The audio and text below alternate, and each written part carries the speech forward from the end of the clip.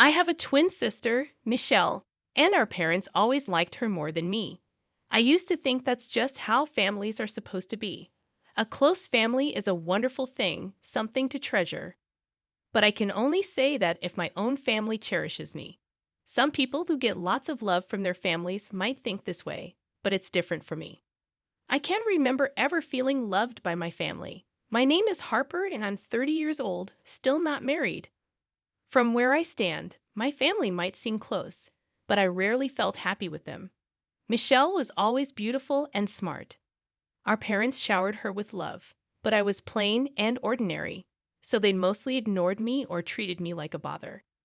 When Michelle wanted to learn ballet, our parents spared no expense, praising her and dressing her up for performances. But when I wanted to learn swimming or art, they said no, calling it a waste on someone like me. I remember feeling so sad and empty watching my family celebrate Michelle's ballet victories without me. But despite all the money they spent on her ballet, Michelle suddenly quit when she started high school, and our parents didn't object. When it was time for college, our parents favored Michelle again. She wanted to go to a private women's college in the city, and they promised to cover all her expenses without her needing scholarships or a job. They were cheerful about it, as always. However, when it came to my education, my aspirations were never considered. My parents thought graduating from high school was enough for me. Whenever I talked about going to college, they'd say, "We let you finish high school. Be thankful for that and get a job after graduation." But I kept pushing them, offering to pay my own way through college and help at home. Finally, they agreed to let me attend a local public university, but I had to manage my studies alongside part-time work and house chores. Because I had student loans to cover personal expenses, I couldn't afford to miss classes or work. If I neglected housework, they'd threaten to make me quit college. My life was a non-stop juggling act. Meanwhile, my sister would occasionally come home looking fashionable and enjoying her college life. She'd make fun of my appearance, saying things like, "You always look so plain. If I looked like you, I'd be too embarrassed to leave the house." She'd also question the value of my education, implying it was a waste of time. She'd say, "Going to a place like that, does it even make sense?" Hearing her remarks hurt, especially because our neighbors praised her beauty, which made our parents proud. I used to feel deeply wounded by these thoughtless comments when I was younger. Now I'm so used to it that I hardly feel anything anymore. Despite enduring such unfair treatment, the stormy 2 years of college went by, and both my sister and I graduated. For my sister's graduation, the rest of the family went on an overseas trip and splurged on designer bags. These celebrations had nothing to do with me. I wanted to live and work on my own, but my parents insisted I stay home, do housework, and give them my salary. Luckily, I got a job offer from a company that I could commute to by car, even though it was quite far. Meanwhile, my sister started working for a famous company in New York and loved bragging about her office in Manhattan. I didn't care much about her boasting. A few years later, she got married to a colleague and quit her job. She had a wedding ceremony, but of course, I wasn't invited. At the wedding, Tom, her colleague, made rude comments about me, saying I looked plain compared to my sister. My sister just laughed and didn't stop him. Later, when my sister had children, everyone was relieved that they all looked like her, with cute faces. I was ignored and felt out of place. A few years after that, my mother suddenly passed away. She was reclusive and relied on me for everything at home, so her sedentary lifestyle might have contributed to her death. While my father and sister grieved deeply, I found myself strangely emotionless.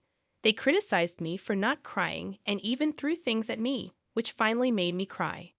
After my mother's death, my father's health declined, and I had to take care of him while managing work and chores. My sister would occasionally visit, but I felt disconnected from my family. My sister would mostly just ask our father for money for her kids and then leave without helping at all. From my father's perspective, he rarely thanked me and always found fault in what I did, complaining about the bath water being too hot or the seasoning being too light when I cooked. Eventually, he blamed me for my mother's death and threw things at me. Despite my father's age and weakened legs, he would use the money I earned to go out drinking with friends. When he ran out of money, he'd demand more from me, claiming his legs hurt and avoiding any tasks at home.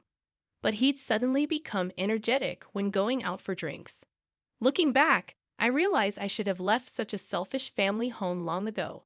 But after enduring unreasonable treatment and verbal abuse from my family since childhood, I thought it was normal.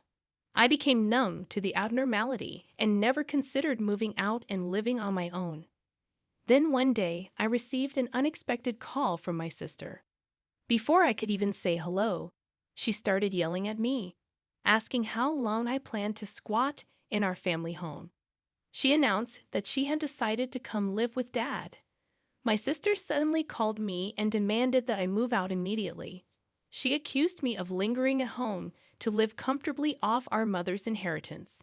This accusation troubled me because I didn't know about any inheritance. I decided to ask my father about it. When I confronted my father, he looked at me disdainfully and confirmed that he was indeed planning to live with my sister. He said he couldn't tolerate living with someone like me who couldn't do housework properly or get the bathwater temperature right. He praised my sister for offering to take care of him and surround him with his cute grandchildren. He criticized me for underperforming since childhood, not getting married, and spending money at home. He declared that he was cutting ties with me and told me to go somewhere else.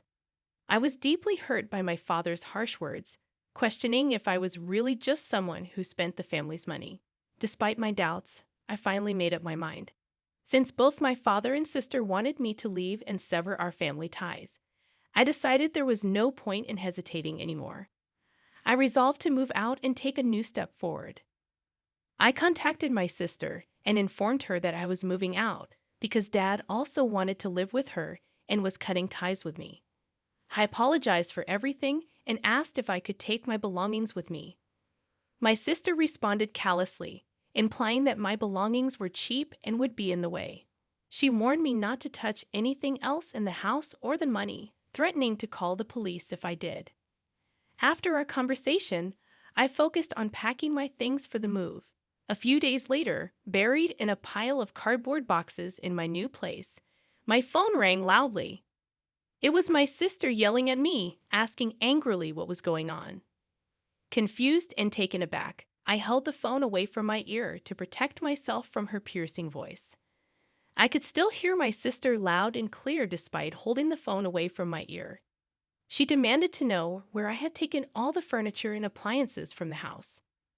I calmly explained that I had taken everything that belonged to me, items I had bought with my own money from my job. But my sister refused to believe me. She accused me of using our mother's inheritance to buy expensive items after her death. I sighed, realizing she had misunderstood everything. I patiently explained that our mother didn't have any inheritance to leave behind. She was just a regular housewife, and there was no way she could have left the amount my sister imagined. My sister, still confused, angrily insisted that all the furniture and appliances were replaced with new ones after our mother passed away and accused me of using our mother's supposed inheritance. I reiterated that I had purchased everything with my own salary to save time and manage the housework after our mother's death. Despite my explanations, my sister continued to believe otherwise, unable to accept the reality. As I tried to explain calmly, my sister remained unconvinced. She questioned me about the car that had been at our house for a long time, assuming it belonged to our family. I clarified that the car was actually in my name and had been for a while. My sister refused to believe me and accused me of lying. She expressed frustration, revealing that she had quit her job and used up all her savings, believing that we could live comfortably off our mother's supposed inheritance. Now feeling stranded without transportation, she blamed me for her predicament. I was overwhelmed by my sister's selfishness and tried to reason with her, explaining that there was no inheritance and that she had misunderstood everything. However, she seemed fixated on the idea of living luxuriously off our mother's non-existent inheritance. Despite her ongoing rant, I felt I needed to tell her one more important thing. I asked if she knew about Dad's debt. However, it seems my response was, as I suspected. My sister was shocked when I mentioned our father's debt, indicating she had no prior knowledge of it. Our parents had kept the existence of this debt hidden from her. Despite not being wealthy, our family often lived beyond our means, relying heavily on loans to cover expenses, particularly for my sister's needs like ballet lessons and college tuition. I pointed out that since my sister wanted Dad to live comfortably without worries, she should also take responsibility for the debt incurred for her benefit. I sarcastically praised her as a wonderful daughter for not wanting Dad to worry about the debt. My intentional sarcasm infuriated my sister further, and she accused me of mocking her. She continued to believe that I must have secretly used our mother's inheritance to afford the high-end electronics and furniture, despite my explanations. Feeling frustrated, she also criticized my job at an unknown company, implying that I looked down on her job and made fun of it. As my sister continued to berate me, she displayed a clear lack of understanding of my career. She assumed I worked at some unimpressive, unknown company doing a mediocre job. However, I actually work at a financial firm, which is a foreign multinational company. Her confusion about the term foreign indicated her limited knowledge, likely because our family wasn't adept at foreign languages. They often trivialized things they didn't understand or hadn't heard of before. In reality, the company I work for is well known globally, something that anyone with basic general knowledge would recognize. Despite their constant belittling and assumption of my incompetence, I excelled in my studies, particularly in Spanish. I attended college to further my studies in Spanish, and by the time I graduated, I was fluent enough to communicate professionally. My job at the multinational company is demanding but rewarding, allowing me to earn a comfortable salary. Unfortunately, my parents and sister never took an interest in my achievements or cared to understand my capabilities.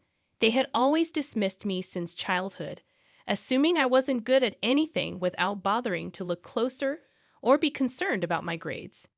While my sister kept yelling and demanding apologies, I saw no reason to apologize or seek forgiveness.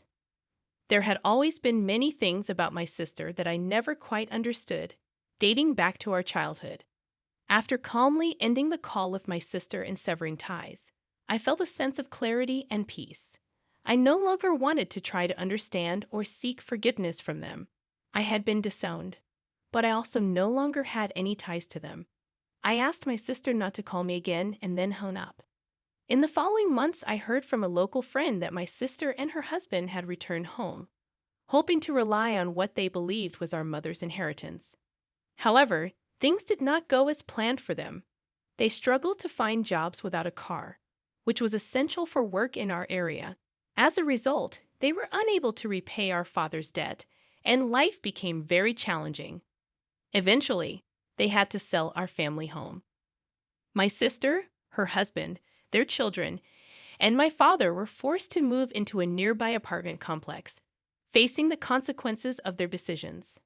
Despite the difficulties they faced, I felt a sense of clarity and peace in my own life, free from the toxicity and burdens of my family's expectations and misunderstandings. I focused on my career and personal growth, embracing the sense of freedom that came with cutting ties with those who have disowned me. The sale of our family home didn't fully cover my father's debt, so they are still struggling to repay it. The financial strain, combined with living in a cramped apartment, has taken a toll on their family relationships. My sister's husband, Tom, blames and resents her for squandering their savings and forcing him to quit his job. Their marriage is now at risk of falling apart. The only positive aspect is that the children have made friends and are enjoying their time in the apartment complex. Meanwhile, I moved closer to my office and have been thoroughly enjoying my days.